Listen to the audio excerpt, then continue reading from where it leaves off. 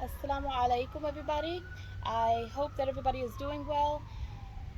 I'm at the park and there's a lot of noise today, but I can't resist the breeze and the weather. Like, it's just so beautiful.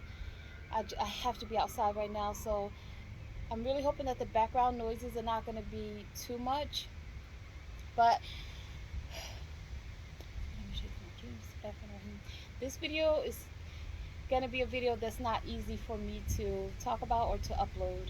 Um, I don't know how long it's going to take me to upload this, but I wanted to talk about um, your calling. How do you know what your calling is? How do we know what our calling is? There are a few things that I could tell you. Your calling will never, ever, ever, it will never be about you or your career. Your calling will never be about you or your career. Your calling is what God tells you to do, and we have to live in obedience to God. So if you're not ready to hear that, or that just bothers you because of any reason at all, please click out of this video. This is going to be a partial story time though, because I'm going to tell you um, how I started this YouTube channel when I did not want to. I didn't want to at all. I was like, I'm not a YouTuber. And as a matter of fact, most thing that I ever did on YouTube was look up how to do something, recipes, hair tutorials, makeup tutorials, and yeah, like how to do things, like how, because people upload everything on YouTube.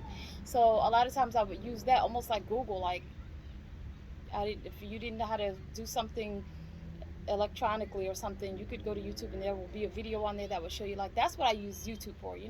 So I was like, I'm not a YouTuber. I don't need a YouTube channel. I don't want a YouTube channel. As a matter of fact, from the community that I came from, most people didn't have a YouTube channel because it was looked down upon for whatever reason. It was like an unspoken reason why certain social medias were looked down upon. I'm not even too sure why, but a lot of people would make like burner accounts, or like they'd make a, if they did, everybody watched YouTube, but like really a lot of people didn't have channels, and it was kind of looked down upon. Oh gosh, I'm like knocking the table and shaking the camera around. I'm sorry. Um, so it was kind of looked down upon. Like I said, for multiple reasons. I'm not too sure why, but I just knew I didn't want a YouTube channel. Like, in my mind, I'm like, what am I going to share?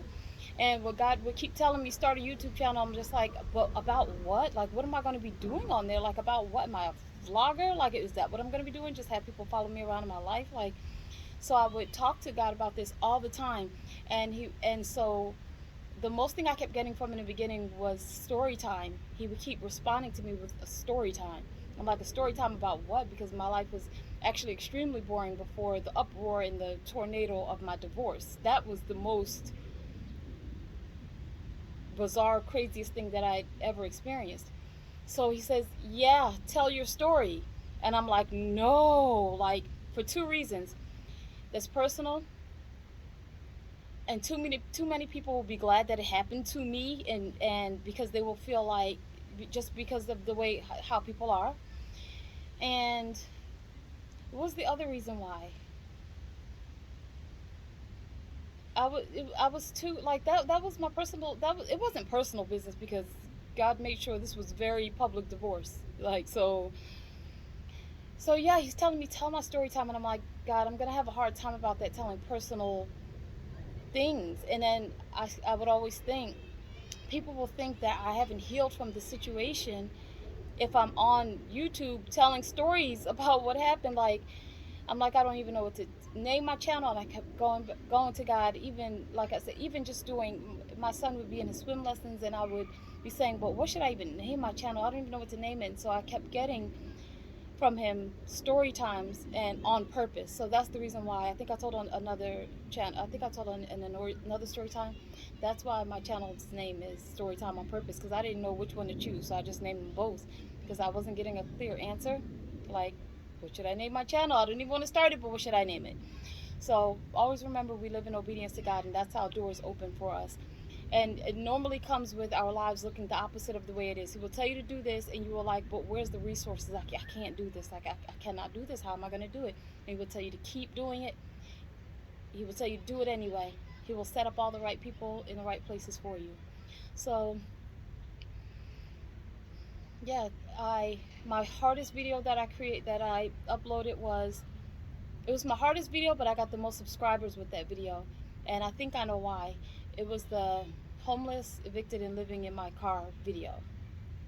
Um, that was one of the hardest videos that I uploaded. And God told me to upload that. And if you go back and click on that video, go look at that video. You don't have to watch the whole thing. It's pretty lengthy. I don't know, 15, 20 minutes or something, maybe more. You could tell I had been crying before I even started the video. That's how much I didn't want to do it. And he had been telling me for a couple of months, tell that story. There are other people who need to see this, who need to hear this. There are other people you can help. But for me, my help was working at hospitals, teaching in a school. Like that was my way of helping. That's how I enjoyed helping. But he's like, no, I don't want you to help in that way. That's great and that's temporary, but I need you to help out in this way. You need to tell your story times. So that's how I had to just start the YouTube channel, and I was really, really inconsistent with it. And then there's a couple of story times that I was just like, I know I need to be consistent, so I would tell extremely little, boring, corny story times because I didn't want to do it, but I knew I had to listen. It's kind of like a kid who really doesn't want to load the dishwasher, so they just do it all willy-nilly. They really don't want to do it. That was the mode that I was in the beginning of how I started my YouTube channel.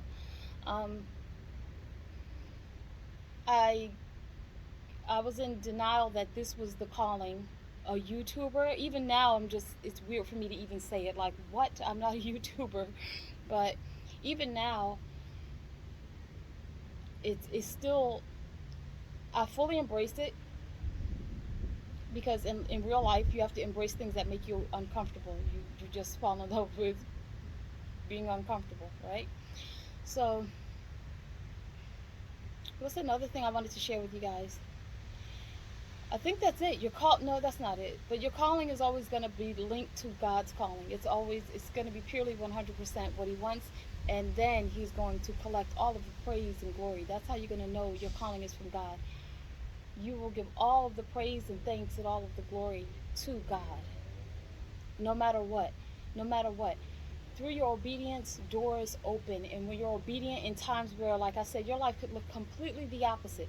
Completely the opposite. You want to be just moving forward, and you just want to live a normal life, and you know life has its ups and downs, but you don't want to be doing something that you don't want to be doing. But a lot of times God tells you, walk through those doors, and you're like, really? But there's like a snake behind that door. I don't want to open it. But I don't know why I gave that example, but God opens doors for you in your obedience, and you're going to know that it comes directly from God. I'll give you guys an example. If God tells you to go to the car dealership, and you're like, go to the car dealership? Why am I going to the car dealership? I already have a car. Like, I love my car, and I'm cool with that. He will tell you over and over, go to the car dealership. And then you start going to the car dealership over and over, and you're like, okay, well, I'm here. Show me around. And the salesmen are glad to show you around because they want you to buy something, right? And you're just like, I really don't need a car, but what do you guys have? Then God says, buy a car, not in the current year that you're in the coming years to come. Buy a 2023. And you're like, well, I don't have the money. He's opened doors for you. You don't know that, right? So you're like, okay, you buy the 2023. It's only $200 down. Your car payment is not until 2 months from the date that you bought the car, and then your car payment is only $250 on a brand new car, right? $250 a month. And then you think, oh, you know what? I'm kind of glad I bought this car. And then God tells you, that's not your car. I don't want you to be driving it around. Through the salesman's mouth, he's like, you have 2 cars, just put one of them on Turo. All from God. I kid you not. This is, for example, right? This is how God sends these things down. Put your car on Turo, and you're like, Turo? Okay, Turo, I know a little bit about it, but let me do some further research. Then you find out, okay, I could rent it on here. It's a brand new car. Give the details. You post your car on Turo. You're like, I don't really know the pricing. You put your car for $70 a day. You're like, oh, you look at the calendar. The next day, your calendar is booked up. There's somebody who wants to rent your car every single day, right? So now you have a $2,000 income just in your little almost $300 car payment. That's paid because every month you're making $2,000 a month just renting your car out to strangers. So when you live in obedience to God, He opens up amazing doors, doors you wouldn't think of. It's maybe a little difficult in the beginning because you're like, okay, you're telling me to go here. Guys, there's like ants biting me. You're telling me to go here. I don't know why I'm going here. I don't really want to go here. But then as you listen to Him, He's putting the steps before you, and you're going, you're going, you're going. And He's opening doors and opening doors and opening doors, and you're just living in obedience. That's it. It didn't require you to do anything. You're just living. You don't know those deals going to be there for you. This could go in any area of life. It could be open a daycare center. It could become an engineer. You could be a scientist. You could be a firefighter. You could be a person who grinds tree stumps. Who know? I don't know. Why did I give that weird example? But whatever He's telling you to do it. This is. It will come with no sorrow. I did tell you that in a couple of videos back. Whatever it is that He's telling you to do, that's how you're going to know God's purpose for your life, because He is going to continue to open doors no matter what your current circumstances look like. You could be living on the streets, you know. Um, do what He's telling you to do, and you'll be glad that you listened to God. Um, I think that's all I want to say on that for now. I don't want to start crying. Okay, I'm really not a big crybaby, but I get emotional about stuff like this because I just do. I don't know what is this banner at the top of my screen. Hmm. But yeah, it's still not easy, but it's gotten a lot better. It's gotten a lot better, and yeah, I think that's all I'm gonna say on that for now. Live in obedience to God. Do what He's telling you to do, because it's in His will. Like I said before, I know we say that we have free will. We do to an extent, but really only if it's in God's will. Sometimes He allows us to bump our heads. We're like, no, I'm going to become a doctor. But sometimes it comes with so many bumps in the road, you know? And then a lot of times people do not want to hear anything about God because of the roughness that they've had to go through. Even some people from their childhood, they're just like, man, I'm over it. Um, and that's a sad place to be in, but sometimes people need to go through those stages to get to where God needs them to be. We all go through a lot of different stages, and I feel like that's one of the reasons that we shouldn't judge every single person just so hard, because everybody goes through the stages, and it's by design. God takes you through these valleys, and He takes you through these dips, these lows, these valleys, these highs, and then He brings you out the way that He needs you to be.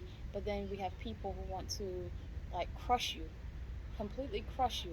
Or they want to see you crushed. If they're not doing the crushing themselves, they want to stand by and watch. So with that being said, make sure you're in obedience so that God can continue to open a lot of doors. And it's September. This is your month. This is your day. This is your hour. Get it done step by step. Nobody is perfect. Nobody should ever even be claiming to be perfect. But I'm going to talk to you guys later. And yeah.